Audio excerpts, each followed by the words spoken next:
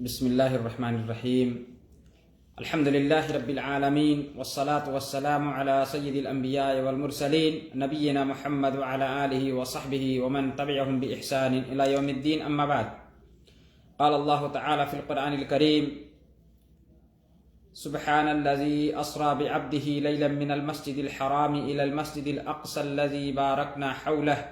لنريه من آیاتنا انه هو السمیع البصیر۔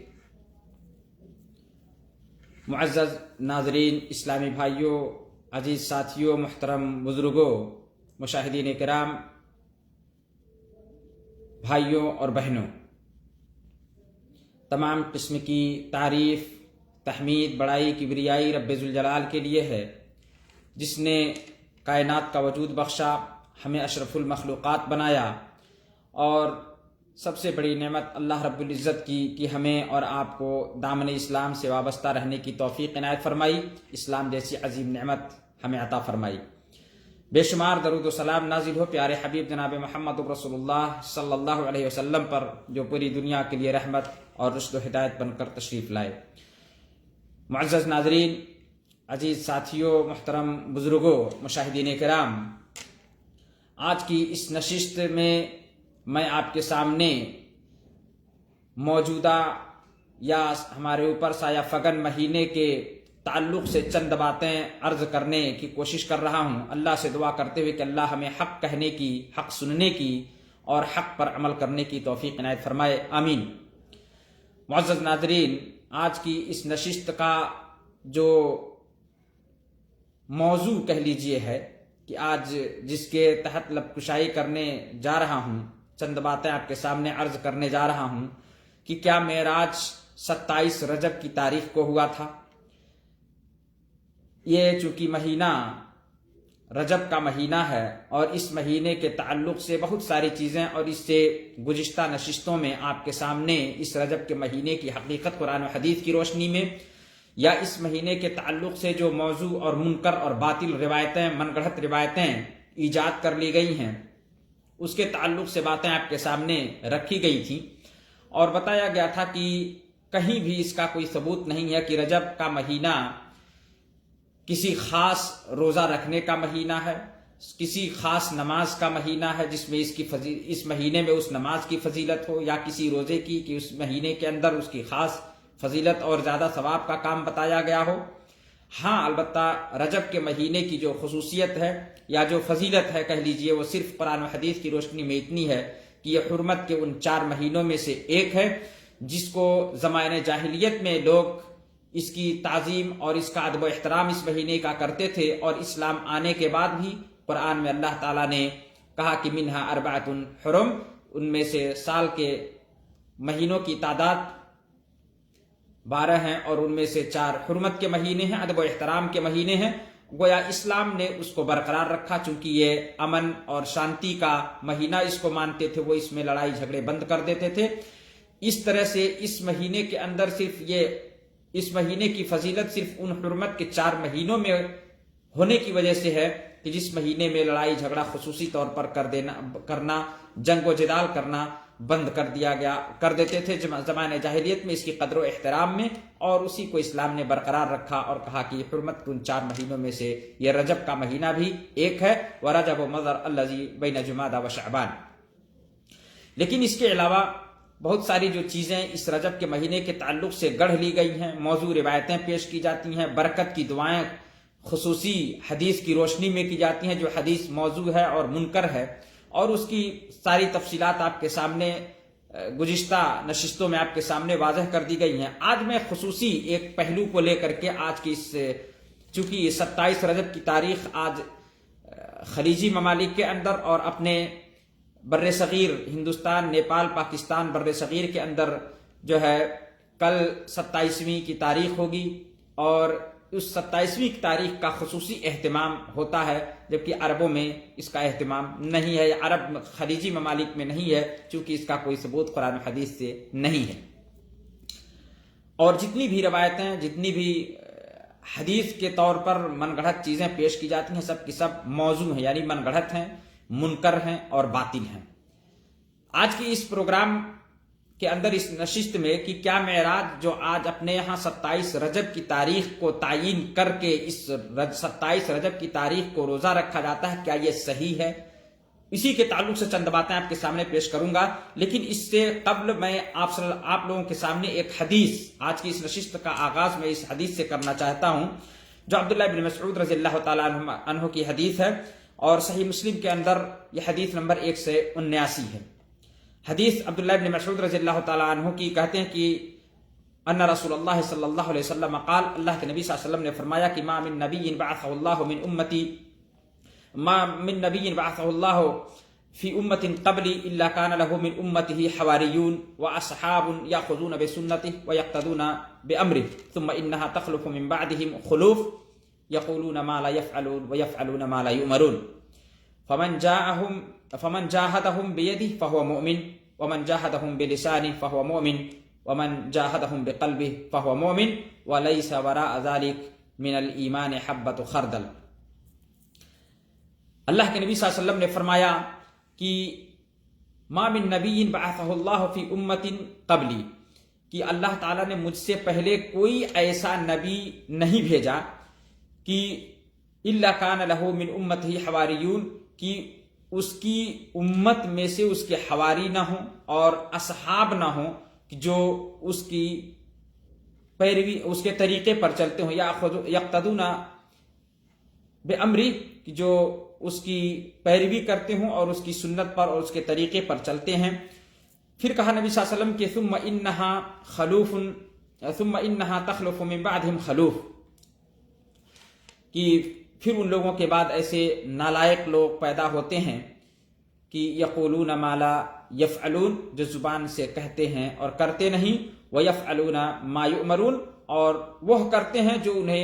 جس کا انہیں حکم نہیں دیا گیا ہے، اس کام کو کرتے ہیں جس کا انہیں حکم نہیں دیا گیا ہے۔ اس کے بعد کچھ نالائق لوگ پیدا ہوتے ہیں۔ اس حدیث میں نبی صلی اللہ علیہ وسلم نے واضح طور پہ کہا کہ ثم انہا تخلف من بعدہم خلوف یقولون ما لا یفعلون ویفعلون ما لا یؤمرون، کہ وہ جو کہتے ہیں، وہ ایسا جو نہیں کرتے اس کو کہتے ہیں، اور جو کرتے ہیں جس کا انہیں حکم نہیں دیا گیا ہے۔ اور نبی صلی اللہ علیہ وسلم نے پھر کہا کہ فمن جاہدہم بیدہ فہو مؤمن ومن جاہدہم بلسانہ فہو مؤمن، تو پھر ان ایسے نالائق لوگوں سے جو کوئی بھی ان سے اپنے ہاتھ سے لڑے وہ مومن ہے، جو اپنی زبان سے لڑے وہ بھی مومن ہے، اور جو اپنے دل سے ان سے جہاد کرے یعنی لڑائی کرے، کہا وہ بھی مومن ہے۔ وَلَيْسَ وَرَاءَ ذَلِكَ مِنَ الْإِيمَانِ حَبَّةُ خَرْدَلٍ، اور نبی صلی اللہ علیہ وسلم نے کہا کہ اور اس کے بعد رائی کے دانے کے برابر بھی ایمان نہیں۔ اگر کوئی زبان سے بھی اور دل سے بھی اس کو برا نہ جانے، اس برائی کو، تو کہا کہ اس کے اندر ایمان نہیں۔ گویا اگر کوئی شخص کسی منکر کام کو دل سے بھی برا نہ جانے تو کہا کہ اس کے اندر ذرہ برابر بھی ایمان نہیں۔ معزز ناظرین، نبی صلی اللہ علیہ وسلم نے اس حدیث کے اندر واضح کیا کہ ہر نبی کی اس کے امتی میں کچھ حواری، اس کے اصحاب ہوتے ہیں جو اس کی پیروی کرتے ہیں، اس کی اقتداء کرتے ہیں، اس کی سنت پر چلتے ہیں، لیکن اس کے بعد چلتے ہوئے آگے آ کر کے کچھ لوگ ایسے ہوتے ہیں کہ جو اپنی طرف سے من گڑھت باتوں کا ایجاد کرتے ہیں اور اس کو شریعت سے جوڑتے ہیں، اور اس کام کو وہ کرتے ہیں جن کا انہیں حکم نہیں دیا گیا ہے۔ تو ایسے لوگوں سے لڑائی یا جہاد کرنا گویا یا ان کو کسی بھی طریقے سے سمجھانا، یہ کہا یہ ایمان کی علامت ہے۔ اور اسی انتباہی باب ہی سے آج کا یہ موضوع میں آپ کے سامنے رکھنے جا رہا ہوں، تاکہ ہم سب آگاہ ہوں کہ ہمیں کہاں پہ گل کھلایا گیا ہے اور ہم کہاں مڑ گئے ہیں۔ جس کا شریعت میں ہمارے کوئی وجود نہیں ہے، اس کو کس طرح سے ہمارے شریعت سے جوڑ دیا گیا ہے۔ جس کا حکم دیا گیا ہے، نبی صلی اللہ علیہ وسلم نے صریح الفاظ میں جس کام کے کرنے کا حکم دیا، قرآن و حدیث سے جو چیزیں ثابت ہیں اس سے دور ہٹ کر کے ہم نئی چیزوں کے پیچھے بہت بھاگ دوڑ کرتے ہیں اور اسی کے پیچھے لگ جاتے ہیں۔ ہم اصل کو کھو بیٹھتے ہیں اور نقل پر ہم چلے جاتے ہیں۔ تو اس لیے ہمیں آگاہ ہونے کے لیے ضروری ہے کہ ہم ان چیزوں کو جانیں کہ کیا اس مہینے کو، جو 27 رجب کی اس مہینے کی تاریخ کو معراج کے واقعے سے جو جوڑ کر کے اور اس کی عظمت کو بتایا جاتا ہے، اور اس کی تعظیم میں اس مہینے کی خاص تاریخ کو تعین کر کے اس دن چراغاں کیا جاتا ہے، احتفالات کیے جاتے ہیں، کیا یہ صحیح ہے؟ میرے عزیز ساتھیوں اور دوستوں، محترم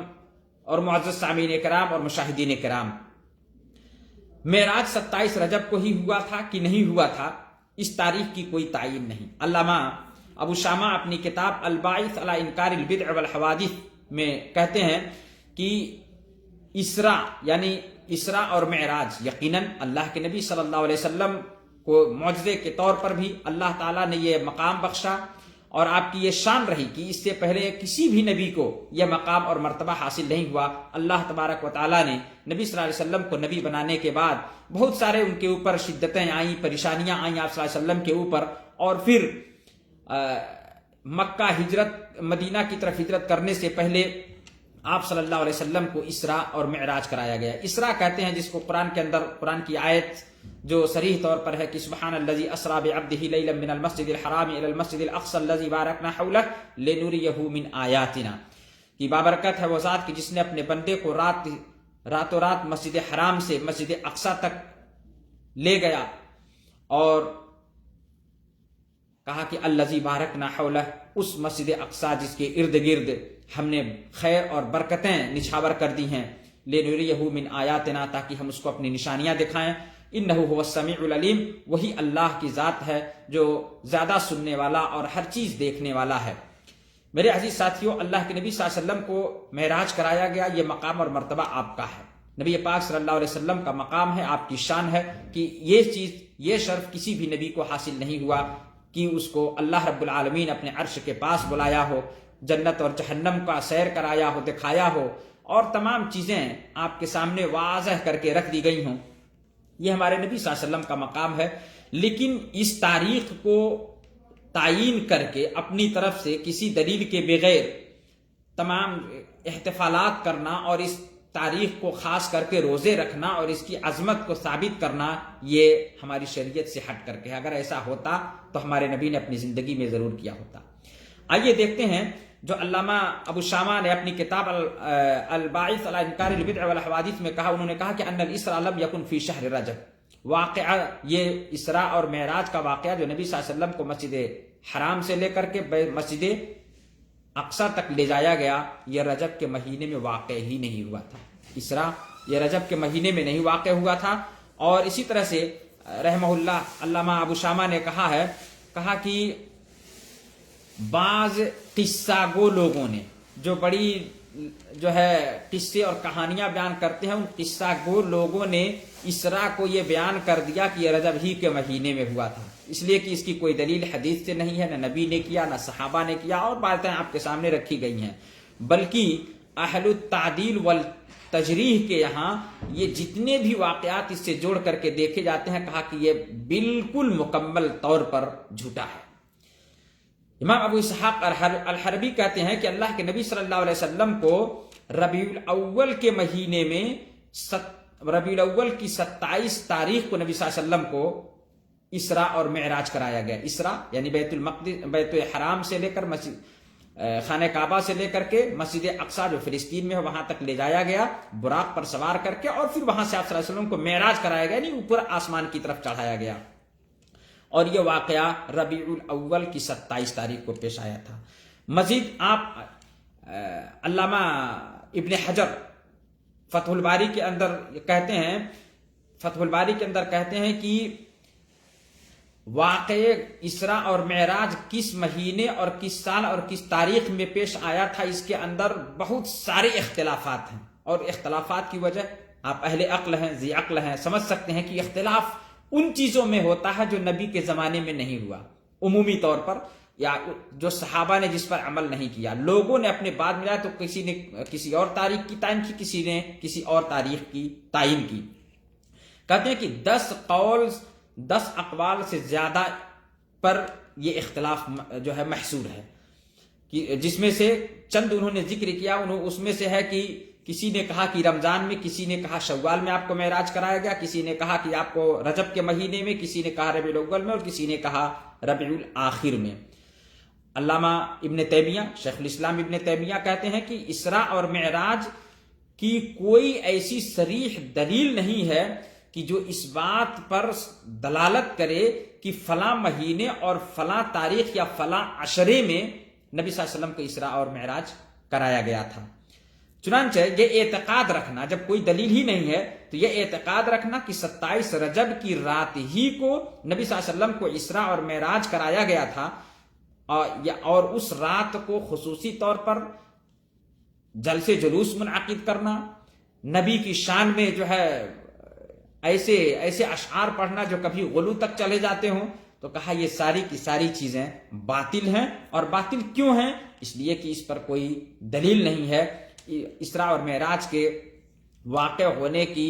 तायीन के बारे में, किस महीने, किस तारीख को, किस रात को यह वाक़या पेश आया था, ये इसकी कोई तहदीद, सरीह तहदीद नहीं है। इख्तिलाफात भी हैं, और बल्कि जिन लोगों ने बज़ामे ख़िश यानी अपनी तरफ से कुछ लोगों ने गुमान करते हुए कि इस तारीख को हुआ होगा, इस महीने में हुआ होगा, उस गुमान के मुताबिक वो अपने आप को किसी खास तारीख की तायीन करते हैं, और उस रात की का एहतिफाल और उस दिन का रोज़ा, ये सब के सब तायीन करना ये बिदअत है। बसा औक़ात ये नबी सल्लल्लाहु अलैहि वसल्लम से मोहब्बत नहीं, नबी सल्लल्लाहु अलैहि वसल्लम से दूरी है, ये दूरी है। बल्कि अल्लामा इब्न उसैमीन रहमहुल्लाह कहते हैं कि सबसे राजिह बात यह है, जब उसकी साल और महीने ही में इख्तिलाफ है, किस साल हुआ। यहां तक इख्तिलाफ है कि नबी सल्लल्लाहु अलैहि वसल्लम के नबूवत के कितने साल के बाद इसरा और मेराज का वाक़या पेश आया, आपको मेराज कराया गया, किस महीने में कराया गया, किस दिन कराया गया, ये तो बहुत दूर की बात है। महीने और साल में भी इख्तिलाफ है, तो तारीख की तायीन कैसे की जा सकती है। बल्कि उन्होंने कहा कि बल्कि लेकिन राजिह कौल यह है कि साल के बारे में कि नबी सल्लल्लाहु अलैहि वसल्लम की हिजरत, मक्का से मदीना हिजरत करने से 3 साल कबल, 3 साल पहले आपको इसरा और मेराज कराया गया, और वहीं बहुत सारी चीजें, और जिसमें से अहम फरीजा जो नमाज है, 5 वक्त की फर्ज नमाजें हैं, ये आपको दी गई और आपकी उम्मतियों पर फर्ज किया गया। वो कहते हैं कि ये 3 साल पहले और रबीउल अव्वल के महीने में वाक़ हुआ। इसरा और मेराज का वाक़या कब पेश आया? मदीना हिजरत करने से 3 साल कबल और रबीउल अव्वल के महीने में। कहते हैं कि ये ज्यादा राजिह लगता है, अकरब लगता है। इख्तिलाफात तो बहुत हैं, लेकिन ये ज्यादा राजिह लगता है। मेरे मुअज़्ज़ज़ नाज़रीन, इस्लामी भाइयों और अजीज साथियों, मालूम हुआ कि इसरा और मेराज के अंदर इख्तिलाफात हैं, और कई अक़वाल पर यह इख्तिलाफ जो है मुनहसिर है, और उनमें से राजिह यह है कि रबीउल अव्वल के महीने में आपको मेराज कराया गया। राजिह अक़रब है, नहीं तो एक कौल ये भी है कि रजब में भी कराया गया, एक कौल ये भी है कि रमजान में कराया गया, एक कौल ये भी है कि शव्वाल में कराया गया, एक कौल ये भी है कि रबीउल आखिर में कराया गया। लेकिन जो राजिह लगता है, दलील जो अक़रब लगता है, सरीह नहीं है। इस बात को जानना, सरीह कोई भी दलील नहीं है, और सरीह अगर नबी ने किया होता तो सरीह दलील होती, अगर सहाबा ने किया होता तो सरीह दलील होती। इतना अजीम दिन अगर सहाबा की नजर में, नबी की नजर में होता, तो क्या नबी सल्लल्लाहु अलैहि वसल्लम अपने जमाने में नहीं करते इसको? क्या आप उस 27 रजब की तारीख को भूल जाते और रोजा रखने का हुक्म नहीं देते? अगर इसकी फजीलत होती, इस रजब के महीने के अंदर किसी खास नमाज की फजीलत होती, तो क्या आप सल्लल्लाहु अलैहि वसल्लम अपने सहाबा को इससे महरूम करते और खुद महरूम रहते? आप खुद इस पर अमल नहीं करते? मेरे अजीज साथियों, मोहतरम दोस्तों, मुशाहिदीन किराम, हमें ये सोचने की बात है। हमें मुतनब्बह और आगाह रहना चाहिए ऐसे बिदआत और ऐसे मुनकरात से। और इसी तरह से इस रजब के महीने में खुसूसी तौर पर उम्रा करना, यह भी इसकी कोई सरीह दलील नहीं है। ये मुनकर और बातिल अक़वाल हैं। बल्कि ये तमाम की तमाम चीजें, जो भी चीजें रजब के महीने से जोड़ करके देखी जाती हैं, उन तमाम के ताल्लुक से हाफिज इब्न हजर रहमहुल्लाह ने वाज़ह करते हुए कहा है कि अपनी किताब तबयीनुल उजब बिमा वरद फी शहर रजब की 23 नंबर सफ़ा में उन्होंने कहा है कि जो भी बिदआत और जलालात रजब के महीने से मुताल्लिक हैं, लोगों ने जोड़ रखा, कहा कि ये सारे के सारे गलत एतकादात हैं। अहादीस जितनी भी हैं इसकी शान में, रजब महीने की अजमत और इसके अंदर खुसूसी रोज़ा और नमाज और तरह तरह की बिदातों के ताल्लुक जितनी भी हदीसें, कहा कि सब के सब या तो मौजू हैं, ज़ईफ़ हैं और काबिले हुज्जत हदीस नहीं है रजब महीने की फजीलत के ताल्लुक से। मालूम हुआ कि हमें भी नबी सल्लल्लाहु अलैहि वसल्लम की उस हदीस जो आप सल्लल्लाहु अलैहि वसल्लम ने पेशिनगोई की कि हर नबी की उसकी उम्मत में कुछ उसके हवारी होते हैं, उसके असहाब होते हैं, और जो उनकी सुन्नत की पैरवी करते हैं, उसके हुक्म पर चलते हैं। लेकिन उसके बाद कुछ लोग ऐसे आते हैं जो नाअहल होते हैं, और वो اور وہ کام کرتے ہیں جن کا انہیں حکم نہیں دیا گیا، یا وہ چیزیں کہتے ہیں جس کو وہ خود کرتے بھی نہیں۔ تو میرے معزز ساتھیوں، ہمیں اس پیشن گوئی کو اپنے سامنے رکھتے ہوئے ہمیں آگاہ ہو جانا چاہیے کہ اس رجب کے مہینے کی کوئی حقیقت کسی خاص روزے سے جوڑ کر عام طور پر اگر آپ روزہ رکھتے ہیں اس رجب کے مہینے میں، تو عام روزہ، نفلی روزہ رکھنے کا جو سنت کا جو ثواب ہے وہ ثواب حاصل ہوگا، ثواب ملے گا، اللہ تعالیٰ ضرور دے گا۔ لیکن کسی خاص تاریخ کو تعین کرنا اپنی طرف سے جب نبی سے ثابت نہیں ہے، صحابہ سے ثابت نہیں ہے، صحیح حدیث سے ثابت نہیں، تو یہ بالکل غلط ہے۔ اور غلط ہی نہیں، اگر اس پر آپ عمل کرتے ہیں یہ جانتے ہوئے بھی، تو آپ ایک بدعت کا ارتکاب کرتے ہیں۔ اور ایسا کرنا جو بدعت ہے کہ دین کے اندر کسی نئی چیز کا اپنے سے انتخاب کرنا، اپنی طرف سے ایجاد کرنا، چاہے عبادت ہی کیوں نہ ہو۔ اس لیے عبادت کے نام ہی پر ہی تو بدعت آتی ہے، بلکہ بدعت کی تعریف ہی یہی ہے کہ یہ طریقۃ مخترعہ فی الدین یقصد بہا التعبد للہ، کہ دین کے اندر تضاہی الشریعہ بھی اس کی ایک وہ ہے کہ طریقۃ مخترعۃ فی الدین تضاہی الشریعہ یقصد بہا التعبد للہ، کہ ان دین کے اندر کسی نئی چیز کا ایجاد کرنا جو بالکل شریعت کے موافق لگے، شریعت کے موافق ہو نہ لگے دیکھنے میں، اور اس سے مقصد یہ ہو اللہ کی عبادت مقصود ہو، اجر و ثواب کا کام سمجھ کر کے اس کو کیا جائے، تو کہا یہی بدعت ہے۔ اللہ تعالیٰ سے دعا ہے کہ اللہ تعالیٰ ہمیں بدعات سے، ضلالات سے، منکرات سے ہمیں بچائے، اور ہم جو بھی کریں اللہ تعالیٰ ہمیں سنت کے مطابق اسے کرنے کی توفیق عطا فرمائے، اور ہمارے عمل رائگاں نہ ہوں، ہمارے عمل برباد نہ ہوں، ہمارا کیا ہوا اس پر ایسا نہ ہو کہ اجر نہ ملے۔ اللہ کے نبی صلی اللہ علیہ وسلم نے کہا کہ من عمل عملا لیس علیہ امرنا فہو رد، تو وہ بیکار کی ٹوکری میں ہمارا عمل نہ پھینک دیا جائے کہ جو نبی کی سنت سے موافقت نہ کرتا ہو، جو صحابہ نے جس کو کیا نہ ہو۔ میرے عزیز ساتھیوں، اللہ تعالیٰ سے دعا کہ اللہ تعالیٰ ہم سب کو اس کی توفیق عطا فرمائے۔ ہم جو بھی کریں سنت پہ عمل کرتے ہوئے، سنت پہ عمل کرنا ہماری نجاح اور فلاح کے لیے کافی ہے، اس سے زیادہ ہمیں آگے جانے کی نہ تو اجازت ہے شریعت کے اندر، اور نہ کرنے کی ہمیں ضرورت ہے۔ نہ شریعت کے اندر اجازت ہے اور نہ ہی کرنے کی ہمیں ضرورت ہے۔ اللہ ہم کو اس کی توفیق عطا فرمائے، آمین۔ والسلام علیکم ورحمۃ اللہ وبرکاتہ، وجزاکم اللہ خیرا۔